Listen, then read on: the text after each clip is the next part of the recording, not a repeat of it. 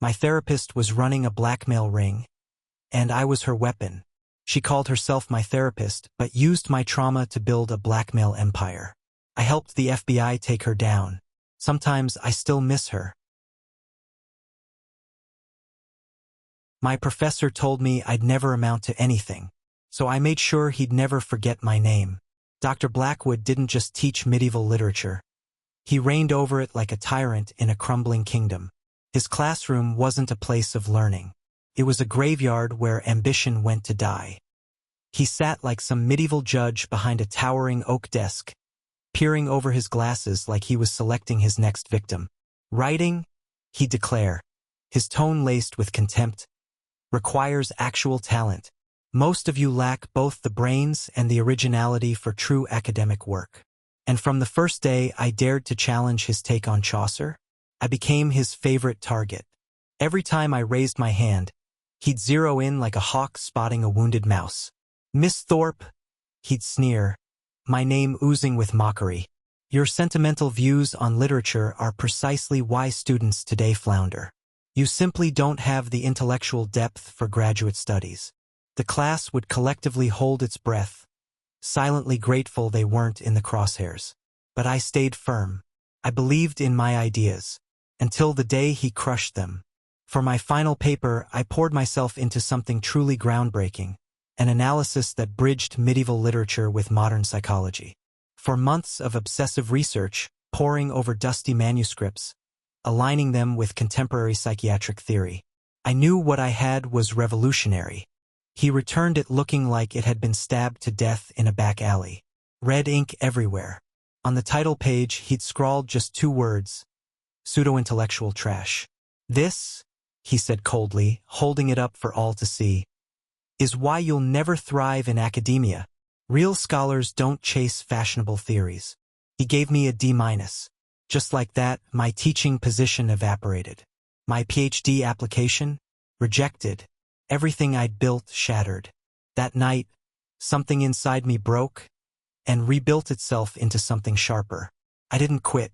I kept going on my own. I drained my savings, flew to Europe, and hunted down the manuscripts myself. I slept in hostels, ate stale bread on train platforms, but I interviewed scholars who saw what I saw. And the connections I uncovered? They were real. They were huge. I published the work online first, then submitted it to journals Dr. Blackwood had dismissed as beneath serious scholars. 6 months later, my name was being cited in academic circles around the world. My theory was shifting the entire foundation of medieval literary studies. Offers poured in. Oxford wanted me on faculty. Harvard asked if I'd lead their department. Then came the MacArthur Genius Grant. 2 years later, I was the keynote speaker at the International Medieval Studies Conference. 500 of the top minds in the field. And there, in the very back of the hall, Dr. Blackwood, alone, pale, small. As I spoke about how clinging to outdated gatekeeping was strangling progress, I locked eyes with him. Some traditional scholars, I said, fear new ideas because they threaten their relevance. The room erupted in applause. Afterward, he approached me backstage, hands trembling. He held out a business card like it was a white flag. Perhaps we could collaborate, he mumbled. Your work is extraordinary. I met his eyes, channeling every ounce of the ice-cold indifference he once showed me. I only work with scholars who exhibit intellectual depth, I said, echoing his words verbatim. You clearly lack the creativity for real literary analysis. I turned to walk away, then paused. Oh, and Professor? He looked up. You might want to check tomorrow's Chronicle of Higher Education. There's a piece in there you'll find enlightening. His face drained of color. Because you see, while I was researching for my project, I stumbled onto something even more damning than his attack on me. His crimes. In the university archives, I discovered a disturbing pattern, decades of his published work that bore uncanny similarities to failed student dissertations. Dissertations written by students he'd personally flunked. The plagiarism was blatant, and I wasn't the only one he'd targeted. But that exposé? That was just the beginning. Phase 2? That was about making sure he never stood at a podium again. And phase 3, well, phase 3 was going to make him understand what it truly felt like to lose everything. But first, I let him sit with the dread. The next morning at exactly 6:47 a.m., my phone rang. I recognized the number instantly, his office line. "Miss Thorpe," he rasped. "We need to talk." "I'm sorry, Professor," I said, spooning sugar into my coffee. "What situation are you referring to?" "The article in the Chronicle, you know what you did." "I've done nothing but excel in my field," I replied coolly, though I did find the piece fascinating. The parallels it mentioned between certain faculty publications and former student dissertations? Such strange coincidences. There was a long, brittle pause, 30 seconds of silence. "What do you want?" he finally muttered. "Want?" I laughed. "Nothing. I have everything I need, an award-winning career, global recognition, the respect of my peers. What could you possibly offer me?" Then I hung up. The article was brutal and accurate, written by Dr. Elena Vasquez, a former student of mine, now an investigative journalist with multiple awards under her belt. She'd spent months digging, verifying every citation, every comparison. 17 students, over 12 years, all with brilliant dissertations Blackwood had torpedoed, then published himself. By the end of the week, 3 academic publishers had pulled his books. The Medieval Studies Association suspended his membership. Harvard revoked his visiting scholar role. The university launched a full-blown investigation. I watched it all unfold from the shadows, getting updates from former classmates like Dmitri, who worked in the registrar's office. "He cleared out his office at 3 a.m., he texted. "Security footage shows him crying in the parking lot." That should have satisfied me. Didn't, because I knew that plagiarism was just the tip of the rot. The real rot was the trail of broken minds and shattered futures he left behind. So I dug deeper. I spent months connecting with former students, people who'd walked away from academia after he gutted their work and torpedoed their confidence. 37 brave souls told their stories. There was Catherine Brennan, a brilliant researcher whose thesis on 12th-century monastic feminism was rejected, only for Blackwood to publish eerily similar findings 2 years later. She now ran a bookstore in Portland. Her dream was gone. Then Tobias Grant, his work connecting Viking sagas to early Irish literature, had the power to revolutionize Norse studies. Blackwood trashed it as juvenile, then gave lectures across Europe on the same exact material. Tobias now worked construction. I compiled it all, testimonies, timelines, evidence, into a report so damning it made the plagiarism look like a parking ticket. I submitted it anonymously, but I'm sure they knew it came from me. Within days, the investigation widened. Now it wasn't just about plagiarism. It was about abuse, sabotage, intellectual theft on a systemic level. Blackwood was suspended indefinitely, but still, it wasn't enough. Phase 3, that was about burning the entire empire he'd built. His academic reputation was collapsing, but his wealth? That came from somewhere else. A secret source. Turns out, Blackwood had been trafficking stolen manuscripts, rare medieval texts, sacred psalters, ancient scrolls, lifted from universities and monasteries during his research trips. He sold them on the black market to wealthy collectors, claiming they were family heirlooms. I stumbled onto this by accident. I'd been searching for a rare illuminated psalter, a 13th-century treasure that vanished from a French monastery. 3 months after it disappeared, a nearly identical copy showed up at a private auction. The seller? An anonymous academic estate. The contact info? Traced back to a shell company tied to Blackwood. Over time, I connected 17 more disappearances, each one lining up with Blackwood's travel logs. This wasn't an isolated incident. This was an international crime ring. So I built the case, piece by piece, with help from my network, Interpol contacts, cultural heritage experts, archivists.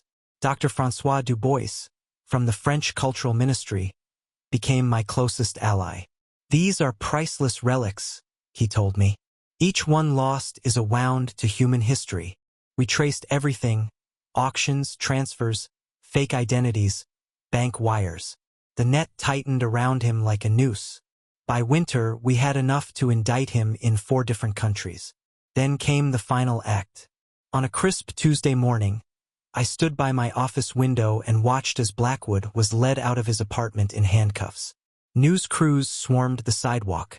His name plastered every academic news feed. The charges? International trafficking of cultural property, fraud, racketeering, money laundering. If convicted, he was looking at 35 years. He told me I'd never amount to anything. Now the entire world would remember my name. And his would be remembered for everything he tried to steal, until I took it all back. I should have felt triumphant. Instead, all I felt was hollow. That night, I sat alone in my office, scrolling through emails from former students. Messages that had come flooding in after Blackwood's arrest hit the headlines. Each one was a quiet scream, a confession, a wound. Catherine Brennan wrote, "I spent 15 years thinking I just wasn't good enough for academia. Now that I know he stole my work, it explains so much. I don't know if I'll ever forgive the time I wasted blaming myself." And then there was Tobias Grant. His message was just one line, but it hit me like a punch to the ribs. "My daughter asked why I never got my degree," he wrote. "I told her I wasn't smart enough. Now I have to explain that someone stole my intelligence and sold it as his own." Even with Blackwood behind bars, the fallout was still unraveling. The university's internal review revealed his misconduct stretched back nearly 2 decades, 20 years, of sabotaged futures, of stolen brilliance, of gifted students walking away, convinced they had failed, when in truth they were casualties of a man who built his empire by stealing theirs. Some of them had managed to rebuild lives outside of academia. Others never recovered. And that's when it hit me. Yes, I'd exposed him. Yes, I'd burned down the temple he'd built on lies. But for so many of his victims, my justice had come too late. The trial began a year and a half later. I was called to the stand as an expert witness. My job was to walk the court through how I had uncovered the plagiarism, the theft, the academic sabotage, and the international smuggling. The prosecution was surgical. Every stolen thesis, every missing manuscript, every fake journal entry. It all added up to a web of corruption so dense even the jury looked stunned. I glanced across the courtroom. There he was, Dr. Jonathan Blackwood. But not the looming, sneering presence who once ruled over us with disdain. No, this man was pale, sunken, almost ghost-like. His once pristine hair now entirely gray. His face gaunt. His shoulders hunched like a man already half-buried. But his defense attorney still tried. "Miss Thorpe," he said with just enough condescension to make my skin crawl, "isn't it true that this entire investigation was your doing? That you orchestrated it out of some personal vendetta?" I didn't blink. "I didn't orchestrate anything," I answered calmly. "I simply followed the evidence." If Professor Blackwood hadn't spent decades stealing intellectual property and selling priceless artifacts, there'd be nothing to investigate. The lawyer leaned in. "But you did have personal motives, didn't you?" I paused, measured. "Yes," I said. "I had first-hand experience with Professor Blackwood's methods. He manipulated grades, undermined my confidence, and nearly destroyed my future. But the moment I realized he'd done the same to dozens of others, and was stealing from cultural institutions, I stopped being angry for myself. This wasn't personal anymore. It was about justice." He pushed again. "So, revenge." I met his gaze. Steady. "No, this is justice. Revenge is impulsive. Justice takes patience, evidence, and accountability. Whether the jury grasped the nuance or not didn't matter. The evidence did all the talking. 43 counts of plagiarism. 26 stolen manuscripts. Testimony from 32 victims. Financial records showed Blackwood had made over $800,000 by selling the stolen artifacts under the guise of family heirlooms. His defense? Weak. Embarrassing. He claimed the plagiarism was accidental. Some nonsense about absorbing ideas unconsciously. As for the manuscripts, he insisted they'd belonged to his great-uncle's estate. No one bought it. The jury took less than 6 hours. Guilty. On every count. The judge didn't hold back. 28 years in federal prison. No parole for at least 12. On top of that, he had to pay over $2 million in restitution and surrender every asset he'd acquired through his crimes. I sat in the gallery as they cuffed him. He turned once, looked right at me, and even in that final moment, there was no remorse in his eyes, only hate. He still didn't get it. After the sentencing, I took a portion of my MacArthur grant and the royalties from my first 3 books and created something Blackwood never could have imagined, the Academic Integrity Foundation. Its mission? To support grad students who've been chewed up and spit out by the same broken systems he once exploited. Legal help, financial aid, career counseling, a lifeline for those who'd lost hope. Catherine Brennan was our first comeback story. At 41, she re-enrolled in grad school, this time on a full scholarship. She completed the thesis Blackwood had stolen from her, and her published work sparked international recognition. Today, she holds an endowed chair at Yale. And Tobias? He wasn't ready to re-enter the academic world fully, but he agreed to co-author a study with me on Viking-Irish cultural exchange. His insights were razor-sharp. His hands were rough from years in construction, but his mind, as bright as ever. In just 5 years, the foundation has helped over 200 students. Every one of them is a reminder. Justice can rebuild what cruelty tried to break. As for me, I still teach. I'm now the Rothschild Professor of Medieval Literature at Harvard. My classes, always over-enrolled, not just because of the reputation, but because students know my classroom is safe. It's not a battleground for power trips. It's a space where ideas are welcome, even when they're messy, new, or unconventional. We debate as equals. I never allow them to call me professor during discussions, because I remember what it was like to be silenced, shamed, and dismissed. Now, we challenge ideas, not people. And my research is soared far beyond what I ever dreamed.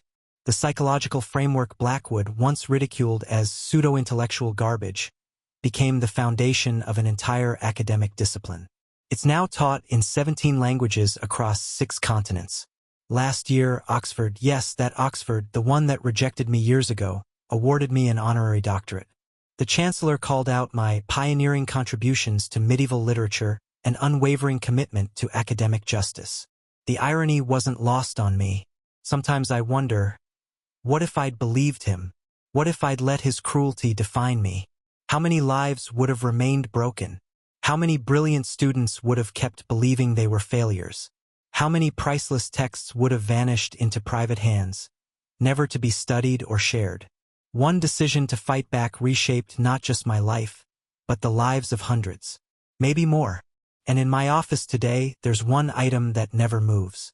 It's the original copy of my final paper, the one Blackwood massacred in red ink. Students sometimes ask about it. That, I say smiling, that's from a professor who told me I'd never succeed.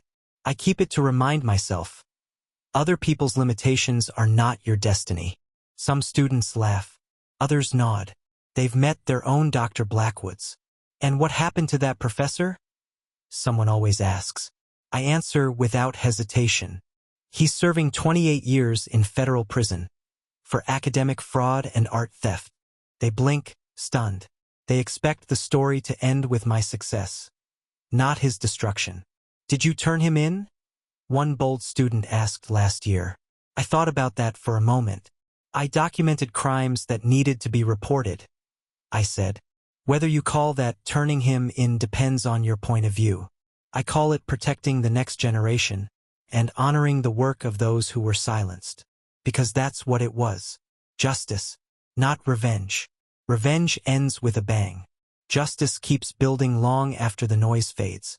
Dr. Blackwood taught me that power without accountability becomes cruelty. That unchecked, it destroys brilliance before it can bloom. His downfall wasn't because I was angry. It was because I was relentless. And the evidence was undeniable, even when the man himself denied everything. Years later, I still get letters. Former students, survivors of toxic departments, scholars rebuilding what they thought they'd lost. Each one reminds me why I fought. And Dr. Elena Vasquez, the journalist who helped expose it all, she won a Pulitzer for her investigative series on academic corruption. At the award ceremony, she said, "You gave me the biggest story of my career, but more importantly, you proved that one person's courage can protect thousands." Her investigation triggered nationwide reforms, anonymous reporting systems, oversight committees, mandatory penalties for misconduct. Blackwood wasn't a one-off monster. He was part of a broken system. But now, that system is finally being held accountable. Because sometimes justice doesn't just fix the past. It rewrites the future. Every now and then, I get whispers, quiet updates from contacts inside the justice system about how Blackwood's holding up behind bars. Let's just say, not well. That sharp-tongued arrogance that made him a tyrant in the lecture hall? It doesn't exactly play well in a federal prison. His condescension, his need to be the smartest man in every room, it turned him into a target. The inmates didn't care that he used to be a professor. They only saw someone who talked down to them, who thought himself untouchable. It didn't take long before he was moved to solitary confinement, for his own safety. Multiple altercations, bruised pride, and a growing sense of fear. His health? Spiraling. He's battling a deep, unrelenting depression, one even prison psychiatrists can't seem to reach. And yes, a part of me feels something that resembles pity. But a much louder part of me remembers Catherine Brennan breaking down in a dusty bookstore, thinking she just wasn't smart enough for academia. I remember Tobias Grant, his hands worn from swinging hammers when they were meant to turn delicate manuscript pages. Blackwood's suffering is temporary, and entirely of his own making. The damage he inflicted? That was permanent and intentional. The reality is he'll likely die in prison. His legacy isn't scholarly brilliance, it's scandal. His name has become synonymous with fraud, not achievement. His books, removed from library shelves and academic databases. Students today learn about medieval literature without ever hearing his name. And honestly, that feels right. Meanwhile, the people he tried to erase are reclaiming their rightful place in history. Catherine's research on monastic women has become the cornerstone of new feminist medieval studies. Tobias's work on Viking-Irish trade routes helped reshape how we understand cultural exchanges in early Europe. Their brilliance didn't vanish. It was just delayed. Then, 10 years after Blackwood's conviction, something strange happened. A letter arrived from the prison. The handwriting was his, shaky now, like the muscles in his hands had begun to betray him. "Miss Thorpe," it began, "I've had a great deal of time to reflect on my actions. I know what I did was wrong, and I wanted to apologize." 3 pages. Regret, acknowledgement, an attempt at humility. He claimed he'd found religion behind bars, that he was seeking redemption, that he finally understood the pain he caused. The letter ended with a request. He wanted to see me, to apologize in person, to ask for forgiveness, though he admitted he didn't deserve it. I read it twice, then I filed it away. No response. When students later asked if I'd visited him, I realized they misunderstood something fundamental. Blackwood wasn't reaching out to make things right. He was reaching out for relief, from guilt, from shame, from the weight of his choices. But I wasn't his confessor. I wasn't responsible for his peace of mind. The people he needed to face were the ones still putting their lives back together, those he left in ruins. I had moved on. I had rebuilt. But they had lost years, some decades, thinking they weren't good enough. If he truly wanted forgiveness, he should have written to Catherine. Or Tobias. Or the dozens of gifted students he crushed beneath his ego. I never wrote him back. 6 months later, I got the call. He died during an argument over a TV channel. A heart attack. Just like that, gone. The irony? That someone who lived his whole life clinging to intellectual dominance died over something so trivial. His obituary in the university paper didn't shy away from the truth. His conviction was listed before any accolades. No colleagues offered condolences. No students remembered him fondly. His end mirrored the life he'd led in those final years. Bitter, isolated, and forgotten. The manuscripts he stole? Most were eventually returned, thanks to joint efforts from international cultural organizations and legal teams. But many bore damage, faded ink, torn pages, mold. They'd spent years in private homes, treated as trophies, not treasures. Some were lost forever, sold to anonymous collectors who disappeared into the black market. The illuminated Psalter I'd once chased across Europe, the one stolen from the French monastery, never recovered. 8 centuries of sacred artistry, gone. All because one man valued profit more than preservation. That's when it really hit me. This wasn't just personal. Blackwood hadn't just robbed individuals. He'd looted humanity's collective history. His crimes were more than academic sabotage, they were cultural vandalism. So I expanded the foundation. It wasn't enough to help victims anymore. We needed to protect the relics, the manuscripts, the knowledge itself. We partnered with libraries, universities, and religious institutions to safeguard their archives.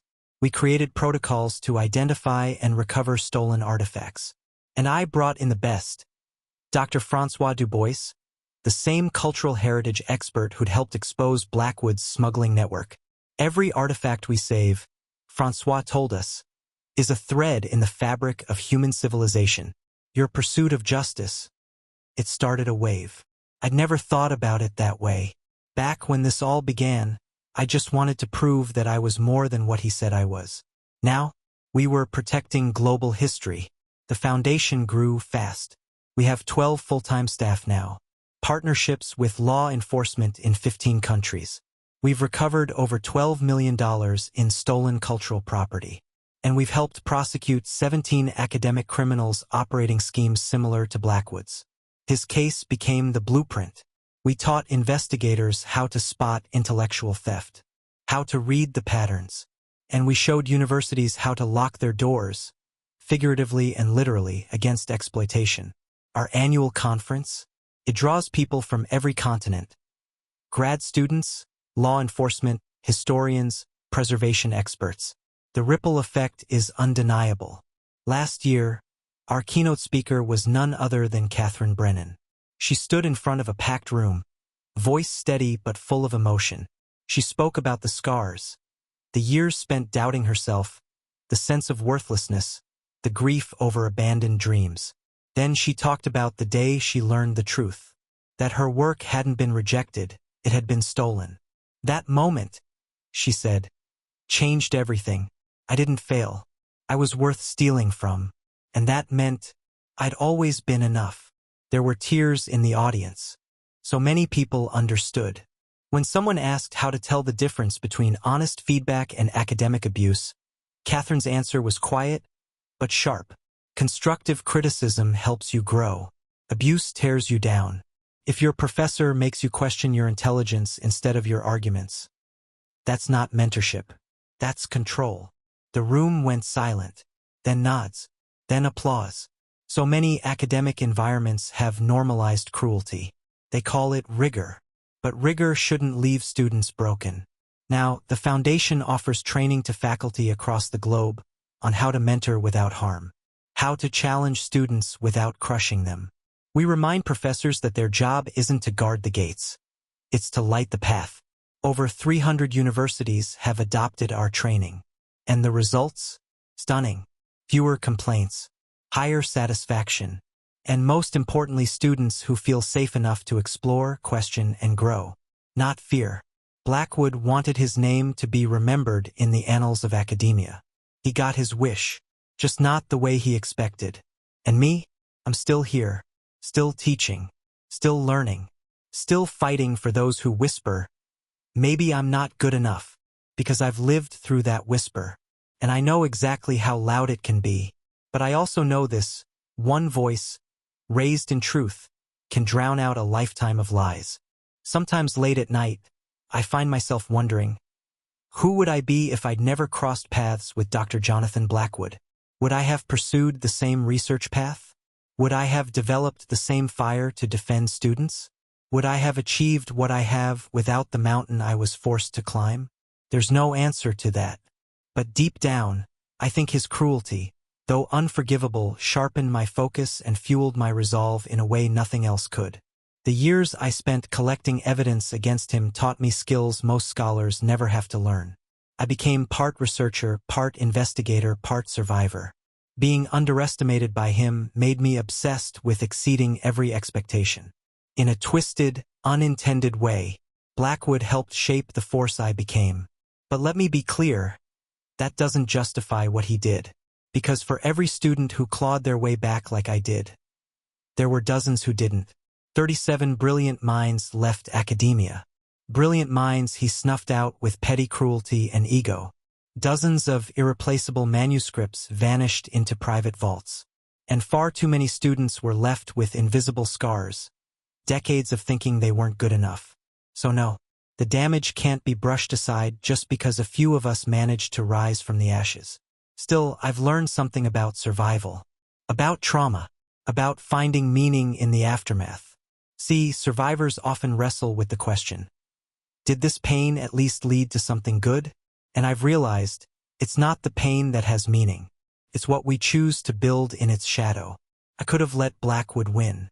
Let his venom close the door on my future. Let him bury my ideas before they ever saw daylight. Instead, I built a bridge. For others, I chose to turn my own devastation into a mission. To protect students like me from the monsters who wear academic robes. That choice, the one between victimhood and advocacy, is always there, even when it feels impossible. Just last month, I got a letter from a graduate student in Edinburgh. She'd stumbled across the Foundation's website while trying to figure out what to do about her own professor, a man who'd been plagiarizing her work, publishing her research under his name while failing her in private. She had documentation. She had truth. But she was terrified. Terrified of going up against someone tenured, someone powerful. Reading about Dr. Blackwood's case gave me hope, she wrote. If someone like you could bring him down, maybe I can protect myself. Maybe I can protect others. She filed a formal complaint. With our help, she's receiving legal guidance. The investigation is still ongoing, but for the first time in months, she doesn't feel helpless. Her letter reminded me exactly why we do this work. Every case we take on is not just about justice for one student. It's about building something bigger, a ripple of protection, spreading through institutions that were once shields for the powerful and indifferent to the harmed. Blackwood taught me that, not through his lessons but through his downfall. He proved that even the most untouchable academic figures could be held accountable, if someone is willing to dig, document, and never stop pushing. I've shared that truth with hundreds of students over the years. I teach them that evidence is power, that integrity isn't a personality trait, it's a weapon, and that silence only serves the abuser. Some of those students have become advocates themselves. Others simply walk away with the knowledge that they don't have to tolerate abuse. And that's enough. That, alone, fulfills the vow I made to myself when I was still in grad school, wondering if I'd ever survive him. I promised that if I ever had power, I would use it, not to dominate, but to protect. The Academic Integrity Foundation is the fulfillment of that promise, and an ongoing battle against abuse hiding beneath academic prestige. Each year, we investigate around 50 new cases. Some are minor, grade retaliation, verbal intimidation. Others are massive, multi-year research thefts, institutional cover-ups. Roughly 30% lead to formal consequences. The rest? They give us a bird's-eye view of how systemic abuse operates and what policies need to change to stop it. We don't just respond to individual complaints anymore. We're rewriting the entire playbook. And we're not doing it alone. Dr. Elena Vasquez, my former student, now a Pulitzer-winning journalist, continues working with us. Her reporting has shaken universities to their core, exposing fraud and cover-ups they desperately tried to bury. Most schools care more about their public image than their students, she said during our last board meeting. If you want real accountability, it has to come from the outside. She's right. Internal systems are often tangled in politics and fear. That's why independent watchdogs like ours are essential. Because sometimes the wolf is wearing a robe and holding a syllabus. It's exhausting work. Every story we hear echoes my own. And not every story ends with a win. But when they do, when Catherine Brennan got tenure at Yale, when Tobias finally published the work Blackwood once called juvenile, when that student in Edinburgh stood up and said, "Enough," those are the moments that make every sleepless night, every stack of legal paperwork, and every memory of Blackwood's office worth it. Justice might take years, but when it arrives, it changes everything. I often think about that young version of me, sitting across from him in that suffocating office while he shredded my confidence and scribbled garbage across my work. She wasn't thinking about legacy, or reform, or international coalitions. She was thinking about surviving. But sometimes the seeds of your life's work are planted in the darkest soil. Not because suffering is noble, but because surviving it gives you strength and perspective, and sometimes a voice strong enough to protect others. I wouldn't wish what I went through on anyone, but I'm grateful for what it taught me. Blackwood's goal was to silence me, to bury me under failure, to erase me. Instead, his abuse became the reason I built a system that protects hundreds and counting. His legacy, cautionary tale. Mine, measured in lives rebuilt, dreams revived, and artifacts returned to where they belong. And that, in the end, is what matters. Because justice, real justice, isn't about revenge. It's about making sure no one else suffers the same fate. About fixing what was broken. About choosing something bigger than your own pain. Blackwood never understood that difference. That's why he died alone. Forgotten by the academic world he once thought he ruled. But the students he tried to destroy, they're building something lasting, something honest. They turned pain into purpose. That's the real victory. The work still continues. Every semester brings new challenges, new whispers, new students walking into classrooms wondering if they belong. And for every one of them, we'll be there to say yes, you do, because brilliance deserves protection. And because somewhere out there, another Blackwood is preying on brilliance, mistaking it for weakness. We exist to remind them, not this time, not anymore, not ever again.